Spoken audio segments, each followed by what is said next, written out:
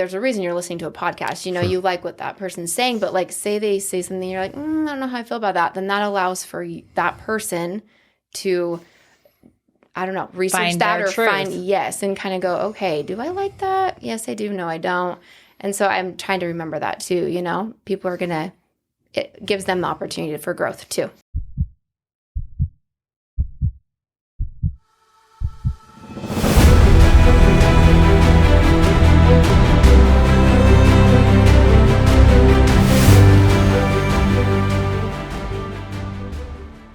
On today's episode, we have our sister-in-law, Lexee Neil, and we talk about self-improvement, the importance of being consistent, the importance of self-growth, and then Lexee's story along the way, how she developed and talked about her business and the little hiccups along the way that we all go through and Altee identified the emotions associated and how that relates to normal life. We hope you enjoy. Welcome back to the Healing Works podcast. We're excited to be here today. We have our distinguished guest and sister-in-law, Lexee Neil. Hi, Lexee. Hi. Hi, I'm here. Hi, no, we're excited and we were just before we hit record, we were just talking about, as I keep looking to the left, we're just talking about some emotions in the moment that we were kind of feeling and Lexee was feeling to be on the podcast. And what were those? What did we talk about?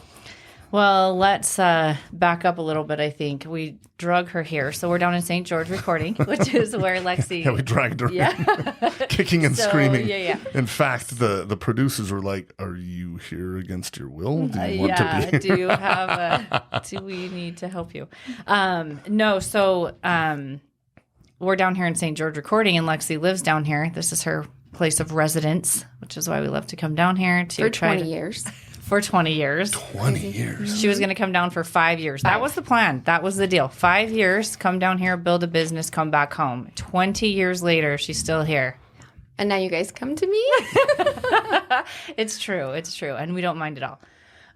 But when we dropped our 5-year-old off to play for a couple hours so we could record some podcasts, we proposed to her to come with us this time. And the history of that is her husband and partner run the Rolling Bones. Not the Rolling Bones. Not the Rolling Bones. The Solid Oh my gosh, podcast. all that came to my mind was Rolling Bones. He talks about Rolling Bones on the Solid Rolling podcast. Bones is another one of his business. If you're interested in guided hunts, reach out to them. Okay, the Solid podcast, and he is on a hunt with Rolling Bones, and so Lexee and Jeff's wife Kelsey had to run the podcast. It's a lot of pressure. And so she was thinking that once they had recorded that the pressure would be off. And it was Thursday that you did this, right? And we are now Sunday. And rather than it being a relief of pressure, she sunk into a bit of despair. A little spiraled out of control a little bit into lots of worry and like, what did I say? Was I helpful? Was I, I don't even know. I don't even know what happened. What did I do? Just like an out-of-body experience, hopelessness. And wishing you could either redo it or never do it again and like get it, just delete it. I just don't want this done. And then I get asked to do it again. But what Altee and Kevin know about me is that I do what I'm supposed to do. And I do what's right. If I feel like that feeling of like, okay, I really don't want to, but I can do that. Mm-hmm. And so now I'm here and all of a sudden I'm like, oh my gosh, I'm feeling these feelings again. What is this? So in the moment, Altee's doing a little bit of work on my emotions and we found something that makes perfect sense to me. Yep. What was it again? I already forgot. Am I even here again? So when we, on the cusp of, I don't know if I want to do that again. Hey, do you want to come on ours today? Seriously. Yes. So well, I told her when we went to her house to drop off our little one to stay there and play with their cousins, I was like, how do you feel about coming on the podcast today? And it was like, mm-hmm. But I was like, okay, one of two things is going to happen here. You're either going to pull out of this tailspin of despair because it will kind of give you a chance to, say the things that you would maybe wish you'd said or kind of rectify it, or you will sink further into despair and we'll just have to do work from there. Yeah. So we are going with the bet that it pulls you out. But while we were sitting here, She's having these feelings and these emotions and this experience of like, I don't know why this happened. So, but to kick it off, we did a little work. And when I was muscle testing through the body code and emotion code, what came up for her was a despair anchor. And a despair anchor, the way it's described in the body code, is it's the energy of a negative statement that is perceived as a truth by the subconscious mind, which is awesome because today we planned on talking about the difference between the conscious mind and the subconscious mind. So in the subconscious mind, that's where your beliefs are held. And there was a belief there that's a truth for her. So as I'm muscle testing through the different options, through the chart of the statements, I tested strong for, I'll be rejected. So that is a truth for her. So when she's like, I don't even know what I'm feeling. I don't know why I'm feeling this. Why is this so hard for me? I know it's a good thing to share my story. I want to, but everything in her is resisting that. So there's a truth of a statement that her subconscious mind thinks is true, that I'll be rejected. So then when I went a little deeper and found the emotion that was associated with it, it's the emotion of lost. And when I read the definition of it, what did you say? That's exactly what it is. Oh, yeah. Because the rejection was kind of like, okay, maybe I can kind of see that. But when you read that statement, tell me what you said again. So lost, the definition of lost is unable to see the correct or acceptable course or having no direction. And it said that you have to say the right thing. You said something about having to do it right or saying it right. Like and you're lost as to like what's the right thing. What's the right way to, like, I'm lost as to what to say that's the right thing because you want to say the right thing because if you don't say the right thing, you'll be rejected. Which triggered in me my entire, life of wanting to make sure I did the right thing and making sure that I always did that. Mm-hmm. And me and Altee are a little different growing up, right? And I can just, Altee would just do whatever was fun, right? It was fun. And I would have to do what was right. And it took me a long time to realize sometimes there isn't a right way, or you're going to just do it, and no matter what, it's going to be fine. I mean, you definitely have some things that are right or wrong, but there's a lot of things that it is what it is. It's whatever you do, and then from there you can go on. So there's no such thing as a right, or like a right. Like whatever you do is right. Yeah. Well, but go ahead, Kevin. It's always based on perception, and that's such a valid point for everybody because everyone feels differently about what's right and what's wrong, right? Mm-hmm. And that's what Altee, identified are those beliefs, and those beliefs, what's so difficult when these emotions come up is, in the moment, sometimes they can feel fleeting. Mm-hmm. And it's like, oh, I kind of felt rejection on Thursday. But then what happens is we over-dramify it, right? Dramatize. Sorry. That's okay. We over-dramatize it. We brood over it. We replay it. We recall it. And then what happens is it reinforces that same belief that's sitting in our subconscious.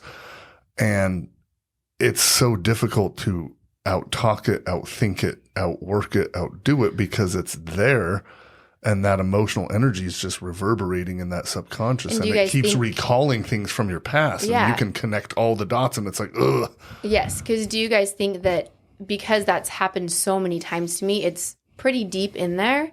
So I have to, what do I do to continue to try to make that not be a thing? We can clear it out, but do I continue to do stuff like this and then realize there was no right or wrong?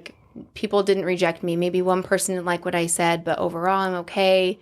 I don't know. I guess that's what do I do? What do I do now? Now Keep clearing it. But when something's in there so deep, because like I said, when you said that, I pictured so many, in a flash moment, all of these things in my life where I'm like, I wanted to do what was right, or I had to speak a lot in our business that I can get into later, and I didn't want to do it unless I knew that I was saying the right thing. Mm-hmm. That's what happened to me every time.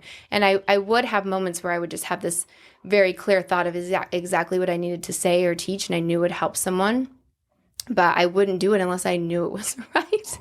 But I don't know. I am not just going to do it on the cuff. I do not and my husband would always say, just get up there and speak from the heart. And I'm like, no, that doesn't work. My heart's that way. closed my heart off. Shut off the front part of my brain. My heart's not talking. I couldn't just do that. And I don't know, maybe we can overcome that. But I would have to do what I felt was the right thing. I didn't want to get up there and waste people's time. I wanted to get up there and say something that would actually help somebody. Well, I think that's a good point, because it's these, like when you say it's deep in there, they're called deep-seated neural patterns that exist in the subconscious, and meaning that these beliefs are very, very powerful. And we know that on beliefs, the boundary of belief is emotion. And so that's why what we do with the emotion code is so powerful, because we can identify it. Now, it takes sometimes several times doing it, because it's such a powerful emotion, right? Well, yeah, and I'm just playing out so many things in my mind as you guys are talking, and that's that neurological connection, and that's your default, and that's like what you default to because that's what you're conditioned for. And I'm thinking about you two, because you two are very similar in your emotional responses to things. I have buddies. a hard time relating. But you're friends with both of us. Yes. I love you both dearly. You are both in my inner circle.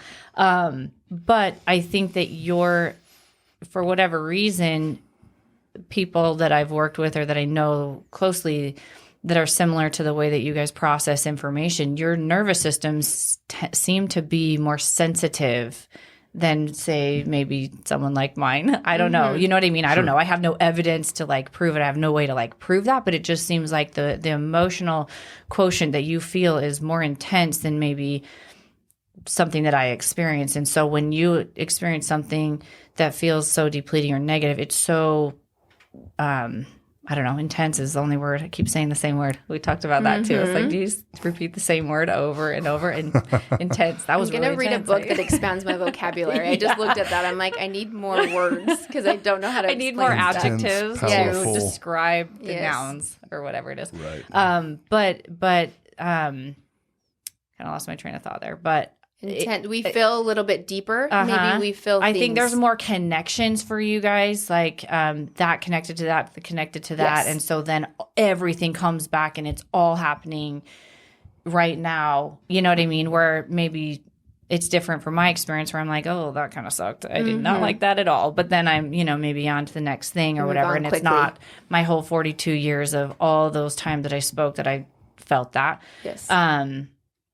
And I can't remember where I was going with that. But I think that what can happen is when you start to identify some of those emotions that are connected to those beliefs or those fears, it starts to lessen the impact that it has. So like maybe today, we'll see. I don't know. Like I said, it could go either way. It could make it could deepen those neurological connections, those neural pathways to reinforce that I will be rejected and I did it again and it just added more to it. And it might be, especially doing work before this, going, okay, that's exactly what I feel. And if that's gone, then I can just settle in and I can replace what we just cleared out with a higher vibrational belief because I just experienced something of the heart where it's like, oh, that was actually peaceful or that was exciting or that was fun, instead of another experience that reinforces that was terrible again. What did I say? What did I do? Is someone going to be offended?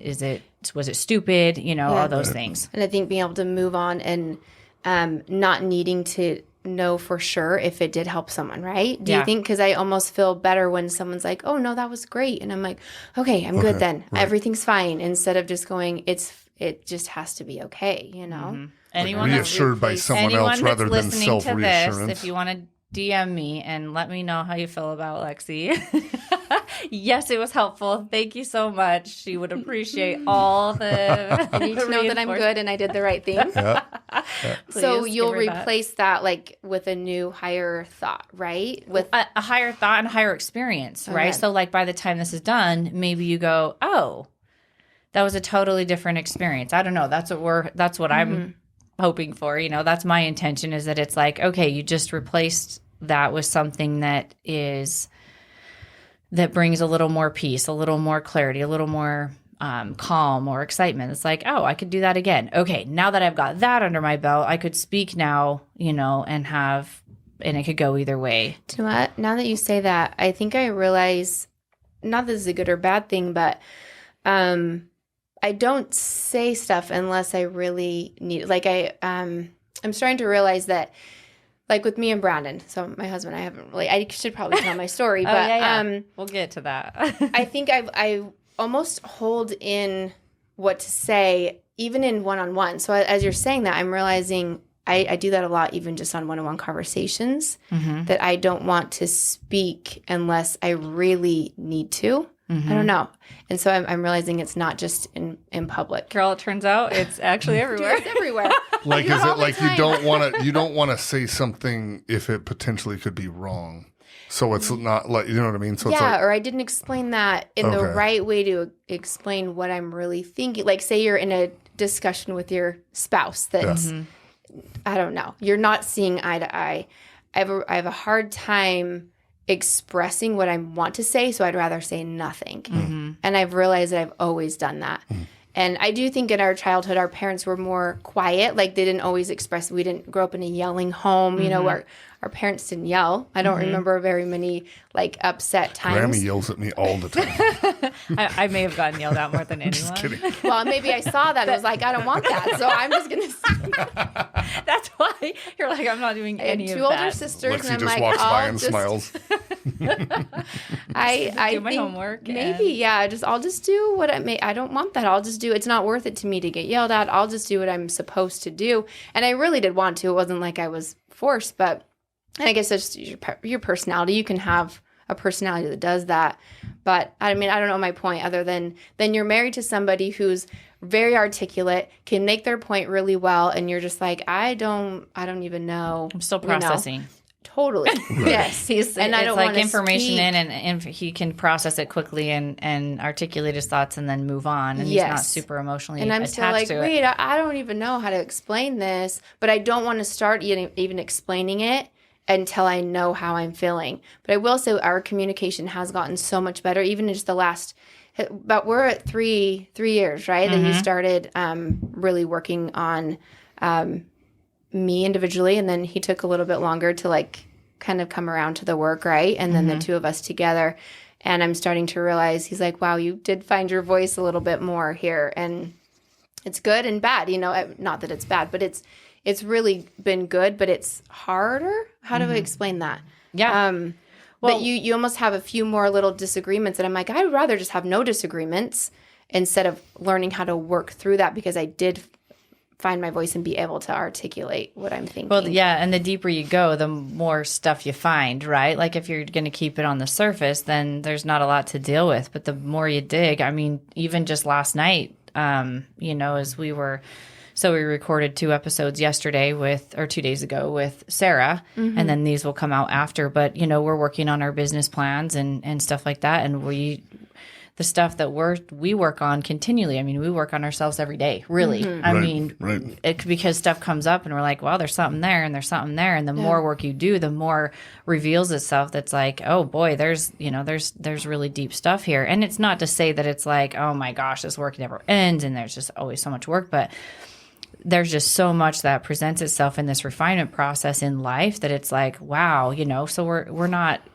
like, I don't know how to get through the day anymore, but we're like, okay, we're trying to expand our business. What block is here that like we are attached to the outcome of how this goes? Oh my gosh, it comes down to, you know, I'm trying to think now on the spot of one of the things that we found on us.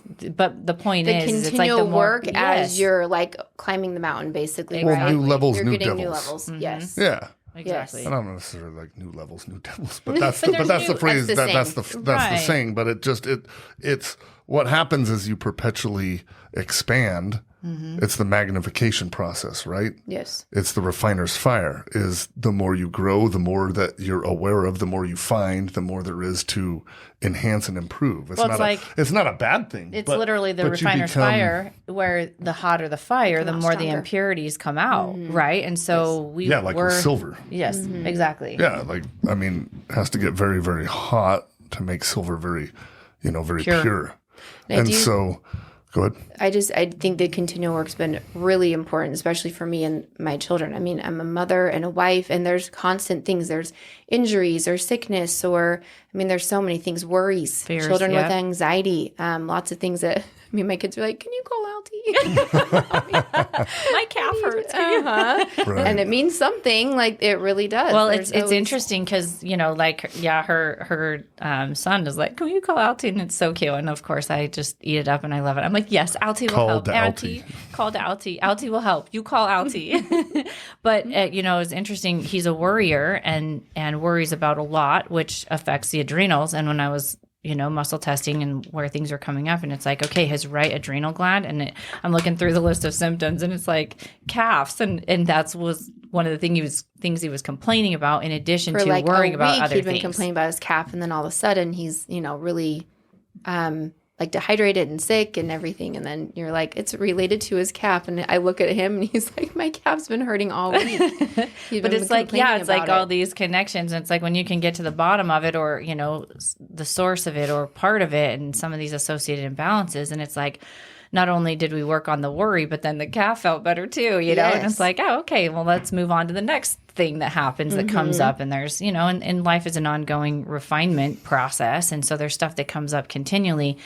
So, that's something that we, when we work on people, it's like, let's keep the work going. And we have options to do that either in a group setting or an individual work, but the ongoing work, it just gets so, it's exciting, it's fun, it's interesting, or it's like, wow, I had no idea that was still lingering, or that makes so much sense, that's connected to my parents, or our family line, or whatever. And so whatever, just stuff comes up when it comes up, and we deal with it as it does. So Well, and over time, you do become more emotionally resilient. And that's the key, right? Yes. Is that resilience.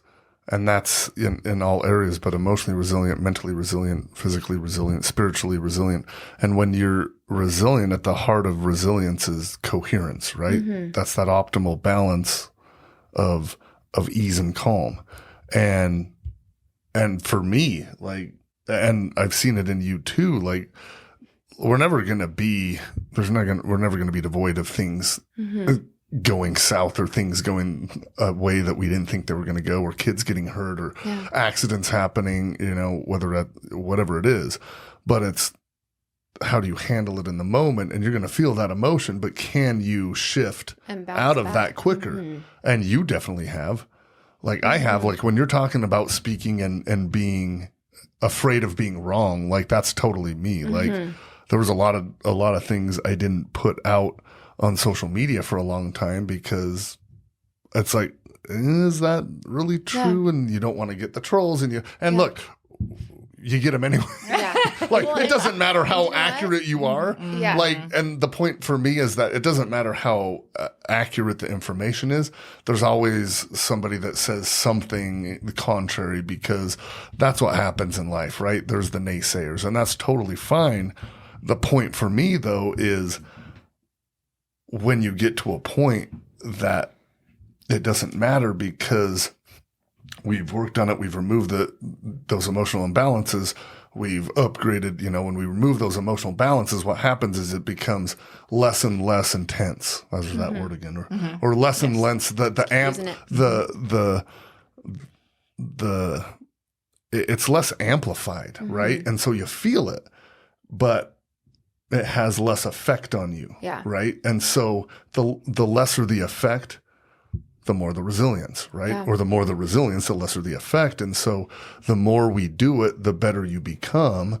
And it's just that magnification process of, there's things that don't even bother me anymore that used to bother me a lot, right? Yeah. There's saying things like on the podcast that, some of the first ones I'm like, oh, crap, I totally misstated it, and it wasn't on purpose, but and people commented on that. Under pressure. Yeah. I think what it does, though, is allows the people to decide how they feel about it. Because if someone's listening to, like when I'm listening to a podcast, I'm listening because there's a reason you're listening to a podcast. You like what that person's saying, but like say they say something, you're like, I don't know how I feel about that. Then that allows for that person to, I don't know, research that or find, and kind of go, okay, do I like that? Yes, I do. No, I don't. And so I'm trying to remember that too, people are it gives them the opportunity for growth too. Right.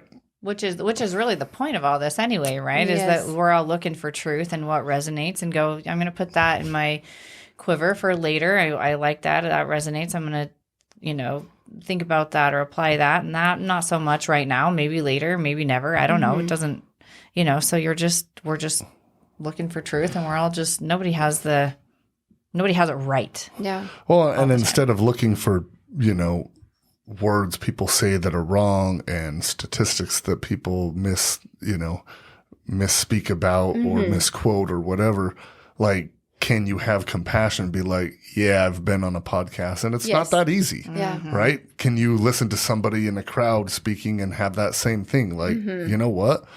It's, for a lot of people, it's petrifying to be up in front of a crowd of people. But the point is with speaking, with, emotional work, mental work, the more you do, the easier it becomes, right? Same thing with going to the gym. If I could go to the gym once or for a week or one time a month for 6 months, and I would keep all my muscle and I'd never have to go again, you wouldn't learn the value of hard work, right? You wouldn't learn the value of becoming physically resilient and consistency and intention and attention and discipline and, fleeting motivation. But like you wouldn't find the value, not fleeting motivation, but motivation to become something better, right? You wouldn't find the value in that. And that's why, the work that we do, to your point, it's the same as going to the gym. It's the same as eating a healthy diet. It's the same as anything that you do consistently that betters you. Is the more the better. Well, really. And I think that too, there's no like a rival point. Like, I arrived at eating healthy, so I'm done with that. Check that off the list. I've arrived at my fitness, so I don't have to do anything else. There's different maybe cycles to it where maybe you want to lean down or maybe you want to bulk or, build some strength or PR or whatever. But maintenance is usually in there most of the time. But you are one that has invested a lot of time and a lot of money into those kinds of things, which is really commendable. Like, you are someone who has worked on all those areas, sometimes all at the same time. I'm like, good for you. You go get them. I have a lot to learn. I'm learning so much right now from you on that. But that's been of high importance for you. Yeah, continual growth. I was thinking, I'm trying to get to the point where I'm great. Like, I don't think I'm doing horribly wrong. I don't think it's good to be in a place where you're like, I'm doing everything wrong. I need to do, I think to say I'm doing a good job, but I'm also willing to get better and do better as that comes along, right? So I don't know. Self-improvement's big to be like, okay, I'm still doing good. Like, life's not horrible. I'm a good mother, but I'm going to be willing to do this or this to grow if needed, instead of being like, nope, I'm good, or oh my gosh, I'm horrible, but be willing to do that growth. But I don't know, self-improvement has just always been a driving force in me, and I love it. And then when we joined and started our business, I guess I could tell our story a little bit, if that's okay. Yeah, totally. I'm a little more comfortable now. Whew. We eased her in. If that's She's ready okay, to talk. Yes. Please do. So I was born on a beautiful spring morning. I have a picture of me sitting in a tree. I do. Kevin's favorite picture. That is my favorite picture. It's hilarious. You'll bring it up every time. I do. Oh my gosh. 1982 was a good year. Yeah. I think we had an amazing childhood. I really do. I've just been thinking about that a lot, that I didn't say on my last podcast. I forgot everything that I'd ever been through in my life. But I think we have a very wise mother and a very hardworking father. And I just, we didn't grow up with like a ton, but I think we had the perfect amount of, I don't know, how would you describe it? Like, we had everything we needed, and it was done with, I don't know, it just was solid. Oh, solid. Oh my gosh, That's a missed why. opportunity. What in You the totally world? could have said that on your podcast. Well, maybe we can cut it in. Mal can cut it in. She's just like, take this, put it on this one, take that, put it on this one. It was just a good amount of oh my gosh, I don't It's even know just how to describe balance, I it. feel like. Don't Yeah. you think? Yeah. Like, nothing was... No extravagance. Like, we didn't go on major trips. I mean, we had our traditions. We had our family reunions and, you know, all those things that were super important, always with cousins and parents as much as possible. Because we all played softball. So we have our older sister and then Altee, then me, and then a little brother. And we were involved in a lot of sports. And they were Mom was at a lot of stuff with me. She traveled in the bus and I was traveling all over. I mean, Dad I was with Stacy, Mom was with you, and I was with the coach. Altee was left alone. I was with whatever We'll team. have to work Whatever on that. team she used. That's where I think I learned to be adaptable. I was like, I'll my just go with whatever gosh. family has room in their Because van. you were only playing softball to have fun. Me and Stacey kind of maybe wanted to win, and you were like, "What's happening? I'm just glad to be here." I'm here. Where's the party? Yes, actually, I was telling you that I wanted to win, but I also felt bad for the other team losing. Lexi's conflicted So- because she doesn't care for that everybody gets a trophy, but she Yeah. wants everyone to win. So it's this conflict. It's Yeah. like I want everyone to do their best. Yes. Like, do your best. So even when my boys are playing football, I'm like kind of partially also rooting for the other team. We were at our high school was in the championship, and so we were at the stadium at Dixie. College is now Utah Tech, but I don't know, it's Dixie. So we were at that forever be game. Dixie college Yeah, here. totally. Yeah. So, we're rooting for Desert Hills, but there was the sweetest play on the other team that they almost completed, and Brandon was like, "You were rooting for that, were you?" I'm like, "I totally I was." Oh my gosh, I wanted that kid to catch that awesome throw. Anyway, I don't know what my point was, but we had an awesome childhood, a lot of family time, and watching Dad work his guts out. It's his favorite thing to say. I'm working my guts Hey, out. Dad, what you doing? Just working my guts out. Yep. And now he does it happily. I think for a long time it was a little bit of like, he was working all the time, and now he happily still works. It's like it was pressure and resentment and burden and kind of feeling like, life is a grind. And it was really a belief that he inherited from his parents too, that the world's kind of against you and life's a grind. And he never really was like super angry or like, anything. he was great. Great to but- us for sure. Yeah. But it was definitely one of those things that like there was no joy in that, in working. It was just what you had to do, and he did it. He wasn't not going to do it. Yeah. But the joy factor Yeah. maybe wasn't there, which is a totally different tune than what. I mean, he's doing the same thing now that he's always done. Yeah. And when I talk to him, he's like, I am living heaven on earth, and it's just such a different perception of the same situation. As a testament to the work for sure. Perception. And them willing to make some changes. Totally. And it has been really cool to see. Like, even Brandon's like, "What in the world? Your parents, like, this is really cool." Because, we've been married 22 years and we grew up in the same neighborhood. So he's seen them, and, seeing these changes is pretty amazing. You'll have to have them on sometime. I know. I'll have to think bring you him would. down here and have him talk about it. But yeah, they've been super open to the work that we do and super supportive. They don't always know. I usually will text them later, after we do work on them. I'm like, "Oh, have you guys been tired? Because we tried something new." And they're like, "Oh my gosh, I was wondering what was going on." I'm like, "Oh, I forgot to tell you. We worked on, different heart walls or whatever." But they are just so connected and really, really operating from their heart, and their life is full of joy and love and connection. And we've said this before, and not that much has changed, and everything is different for them. So, For sure. so They're happy, like all the time. Yeah. And that wasn't, not that they weren't happy, but they weren't There's a happy. difference. Right. There's a There's a difference. huge difference. Yeah. There's You know what- not- you know And they I feel like- they enjoy every moment. Like Yeah.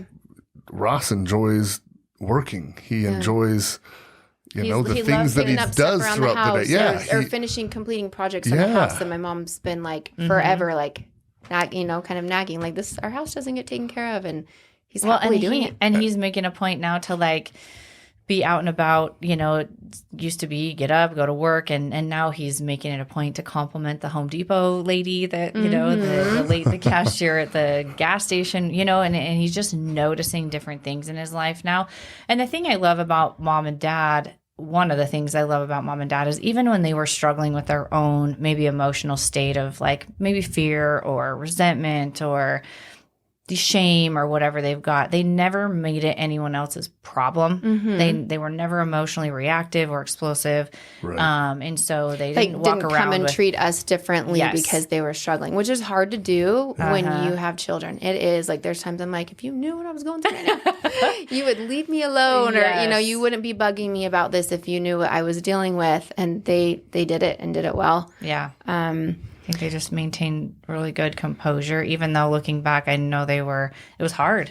Well, we went out to dinner with Mom and Dad a few years ago, and Mom actually really opened up about our dad was injured in a fall, his scaffold. So he was completing the renovation of the Chicago Temple, right? 1988. Yeah, so he's a contractor, but he was working for a company at that time. Now he's does his own thing, but then, yes. Who apparently had really crappy scaffolds. Like, they just did. Like, they even said that if it was not a good scaffold that he was on. It'd probably be regulated now, like against some type of code of some sort. So he falls, was it like 15 feet? It was 15 feet. So the scaffolding broke. The wood scaffold broke, but he fell 15 feet, but it was down in a stairwell. Yes. So he fell down stairwell on concrete stairs. Concrete stairs. And the guy on the scaffold with him landed on top of him and broke his fall. Basically, like, he walked away with no issues, right? He landed on Dad. Dad landed on his right ankle, which shattered. Which we later did work on, you know. Yeah, of why it would be that. Why it would be that right ankle. The connection to an injury that happened at that point in his life and where it impacted him, which was a total connection. Yep. I forgot you had done that. Mm-hmm. That's so crazy. Well, there were zero coincidences. Yeah. So I'm pulling up the connection to ankles here, and when we were working on Dad and kind of working through some of those imbalances from 1988, and we looked up the connection or association with ankles when an ankle gets injured, like what's going on in your life. And it was fears falling or failing. He literally fell and crushed his ankle bone. And not only did he fall and his weight on his ankle, but that other guy too. Inflexibility, instability in present situation, feeling overworked but can't quit, and feels there's no relief from pressure of life. And when we read that, he was like, holy swear words, because holy swear words, because he's like, I don't know, I don't really remember. And as we went through those descriptions, he was like, you know what, he had 4 young kids. He had 4 young kids, and he was literally up there going, I can't do this forever, but I have no way out. Boom, falls, crushed the ankle. And so anyway, it was interesting. So that, like no way out. Yeah.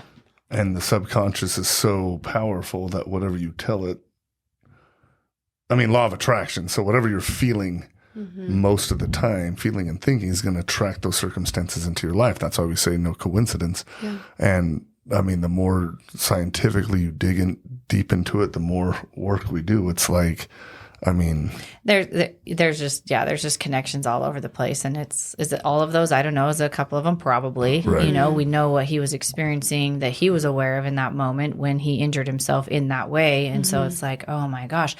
But the point is after all these years, his body is still carrying the trauma and the energy of that fall, the physical impact, the emotions that he was experiencing in that moment and all of that. And as we have cleared a lot of that stuff out, he is living his best life. Yeah. He's healthier than he's ever been. Like, think of needing to be weightless when you have that. I don't know. That might be weird, but having less weight on you when you have an injured ankle and you're walking around with no ankle for 34 years or however long that's been. I can't do math as fast as Kevin. 34. I was like, I was 6 and I'm 40. Okay, that's how I have to do it. Totally. But no, it makes sense though that it's like, oh wow, there's more going on than we're aware of because we're so focused on surviving in the moment that as you start to put some of these pieces together, it's like, wow, no wonder, I was suffering for so long. Yeah. But the point is, you were talking about Mom. Yeah. So you had gone out to dinner with them, and Mom was talking about how hard that was. I was saying that, like she broke down a little bit and cried, and Brandon even was like, wow, like that had to have been so hard. I now have more understanding for how your mom, struggled more. And even when we were, married in all these years, he's like, it gave me so much compassion for what she had gone through. Like that was a hard time. And that piled on top of all the other things and then going on for a long time. And like we were saying, she had to go back to work and Dad had to figure out how to, what to do. And he helped us get ready for school and braided our hair in the morning like a rope. He did a twist, not a braid. Yeah. I didn't have enough hair. You did. I did. Your hair's already twisted. We literally worked on twisting my hair on this trip with Sarah down here. She's like, why do you twist your hair so much? I'm like, I don't know. I always have. And we worked on some of the insecurities that are from childhood. And so we did that. So I was really tired when we did our last podcast because I was processing. But, it's interesting what comes up. But yes, I mean, and when we start to realize that we're all just back to the whole thing of like getting it right, it's like, oh man, there's no such thing. It would be so exhausting to try to figure out what is right, that it's like, did Mom do that all right when we were growing up? I don't know. I mean, there's a lot of really things that she did that we really benefited from, and Dad too, where it's like, did they get it right? Some things, are we getting it right? I don't know. I think that's what's so endearing about them is they haven't been perfect and nothing went like exactly perfectly right. And we could not be more grateful for how they handled all of that. And I don't know. I agree. Lots of gratitude for them. I'll just continue on my life story. What's next? Yes, absolutely. Chapter 2. Yes, please. After the beautiful spring day in 1982, now we're at like what? 1988. Okay. No, 88. We went to 88. Okay, 6. Okay, 88. Now we're at what? What year are we now? I don't know. Maybe? Let's see. What can we do? Just kidding. Okay, no, you go ahead.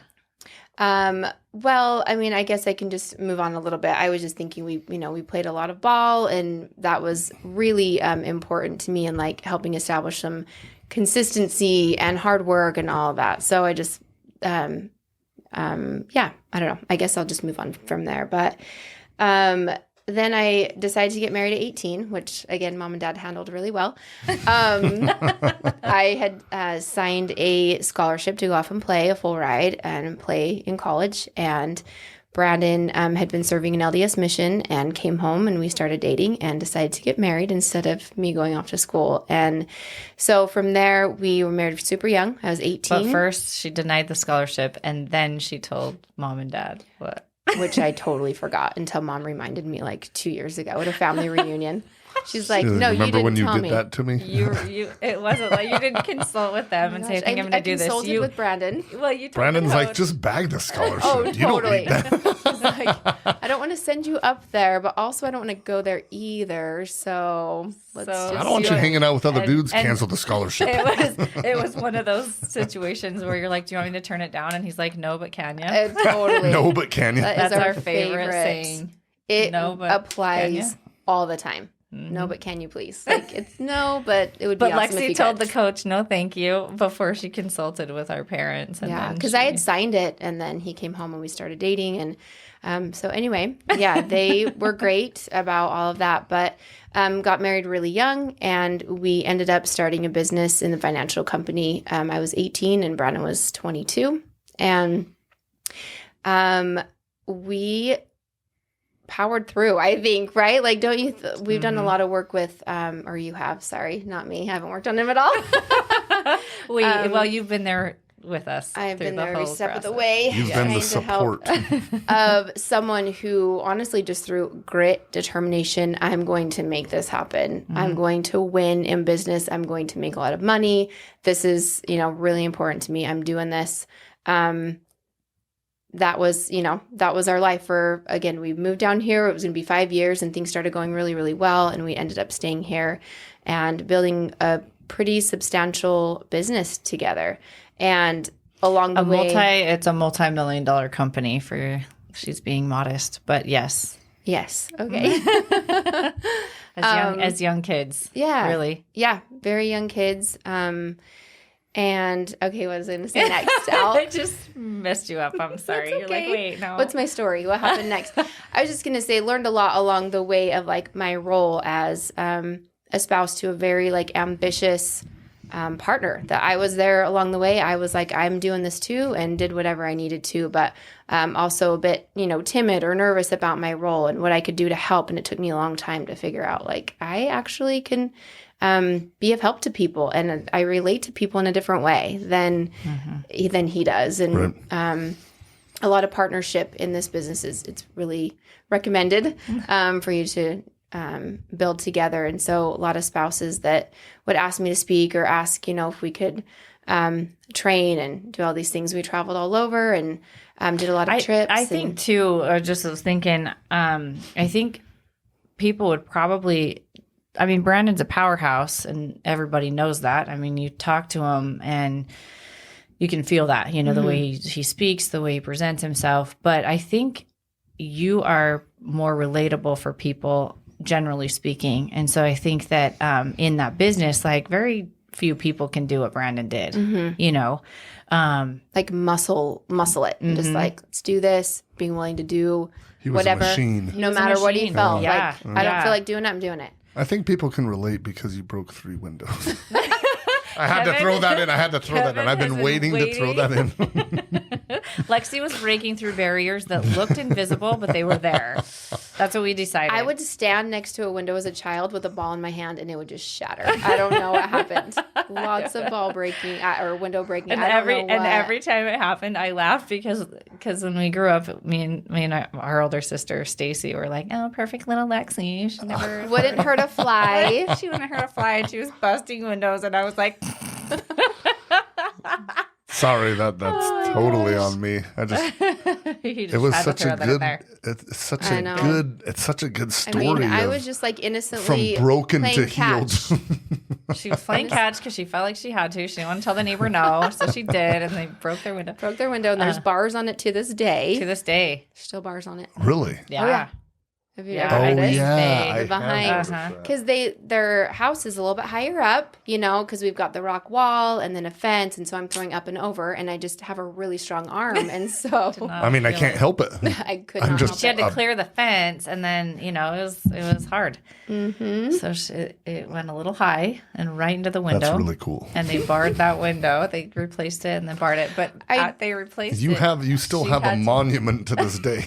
Like that's pretty rad. That is. Lexee was here engraved on the metal bars. Oh my gosh. Lexee had to pay for it. I did. I had to go do hard work, and I learned my lesson by breaking 2 more windows in like a year. Then you did the side one in our garage. Yeah. Right? That one went. That was a basketball. I was just bouncing, and I don't even know. It hit something and just shattered. Lex, you just broke your freaking shower door the other day, too.